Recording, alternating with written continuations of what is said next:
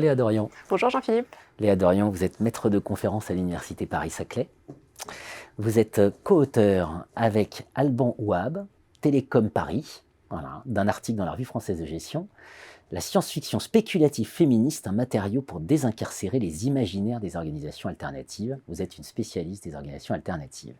Et vous venez de publier chez Duno, L'entreprise du 21e siècle sera féministe. Tout un programme. Enfin, on va pouvoir discuter. Alors, une pensée pour Emmanuel Todd, petite pensée, où en sont-elles? Et ben voilà, on va le savoir où elles en sont, c'est-à-dire qu'elles nous expliquent que finalement, il est temps de penser réellement l'alternative. Donc, dans ce papier de la Revue française de gestion, vous commencez en nous disant, il y a un concept cœur, c'est celui de préfiguration.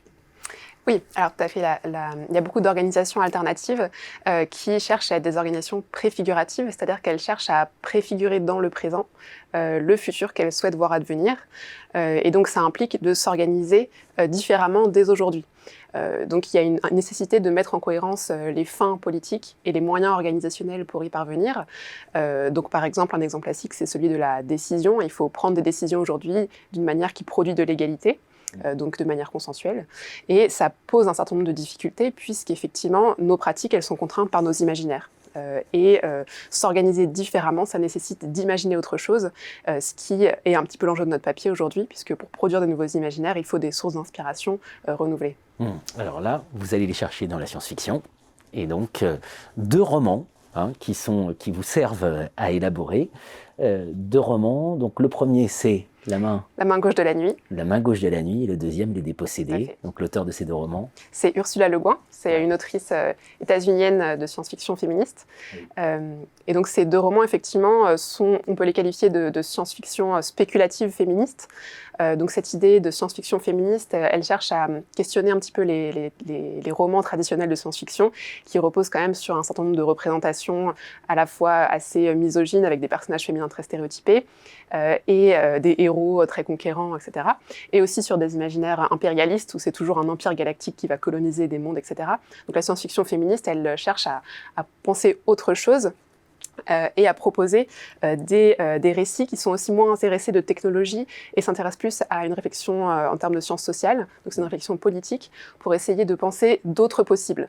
La dimension spéculative, c'est vraiment cela aurait pu être autrement, et l'enjeu pour la science-fiction spéculative féministe, c'est de donner à voir ces possibles qui ne sont pas des récits d'évasion qui cherchent à proposer des échappatoires lointains, mais au contraire qui abordent des sujets qui sont déjà au travail dans nos sociétés, qui sont des problèmes concrets rencontrés en particulier par les femmes, dans le cas des autrices de science-fiction féministes. Alors c'est absolument passionnant. Voilà. Donc il faut absolument lire votre texte et il faut lire votre ouvrage. En matière de résultats, premier temps, vous nous dites, voilà, on peut, sur cette base, anticiper les mondes féministes. Oui, tout à fait. C'est vrai que l'objectif en mobilisant ces récits, c'est bien sûr d'utiliser les organisations qui y sont décrites, les organisations sociales qui y sont décrites comme source d'inspiration pour renouveler les imaginaires des organisations alternatives.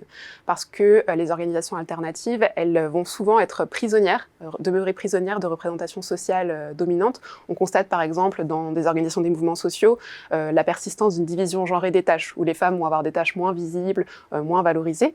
Et donc face à cette persistance d'imaginaires dominants, il y a une nécessité de désincarcérer ces imaginaires. Donc la notion de désincarcération a été proposée par un collectif d'auteurs de science-fiction, et c'est vraiment l'idée de déconstruire, de questionner les imaginaires dominants pour arriver à penser autre chose. Et donc ces organisations fictives, pour nous, elles sont vraiment porteuses d'une inventivité extraordinaire, et on les utilise vraiment comme matériaux pour penser d'autres pratiques organisationnelles. Pour être très concret, c'est la fin de la propriété. Donc c'est là qu'on flirte avec l'anarchisme. Exactement. Oui, c'est vrai que dans le roman anarchiste, donc Les Dépossédés, la caractéristique, c'est qu'il n'y a pas de propriété privée. Donc c'est vraiment un impensé à la fois dans la société, mais aussi dans le langage. Par exemple, il n'y a pas de marqueur de possession. Et donc de cette caractéristique particulière découle vraiment un monde totalement différent de celui qu'on connaît. Si on regarde par exemple l'organisation du travail, elle est collective. Donc les gens habitent dans des habitats collectifs, le travail n'est pas rémunéré, il n'y a pas de salaire vu qu'il n'y a pas de propriété privée. Et donc les gens en fait effectuent des métiers selon leurs intérêts, selon aussi les besoins de la collectivité. Les individus aussi sont ont une obligation quand même d'effectuer un certain nombre de tâches, par exemple des tâches d'entretien, de nettoyage ou des travaux qui sont pénibles, comme par exemple travailler dans les mines. Donc il y a une obligation comme ça envers la communauté d'effectuer ces tâches un peu dévalorisées dans nos sociétés. Et donc cette organisation-là du travail, qui repose sur l'absence de propriété privée et l'absence d'argent finalement, elle va produire une société qui est extrêmement égalitaire.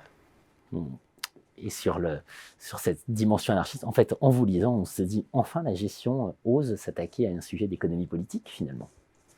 C'est effectivement, en général, la gestion, elle s'intéresse à des objets qui sont les entreprises et principalement les entreprises capitalistes, évidemment.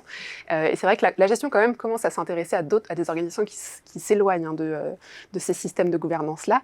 Et ça pose évidemment des questions sociales importantes de quel est le rôle de l'entreprise dans la société et des questions aussi de est-ce que l'entreprise pose une question à la démocratie. Donc effectivement, pour moi, c'est une réflexion passionnante qu'on peut penser à partir de la gestion. Réflexion passionnante, y compris dans la contestation des modèles dominants. Voilà, il y a une réflexion dans votre article. La science-fiction spéculative féministe, un matériau pour désincarcérer les imaginaires des organisations alternatives. C'est dans la Revue française de gestion.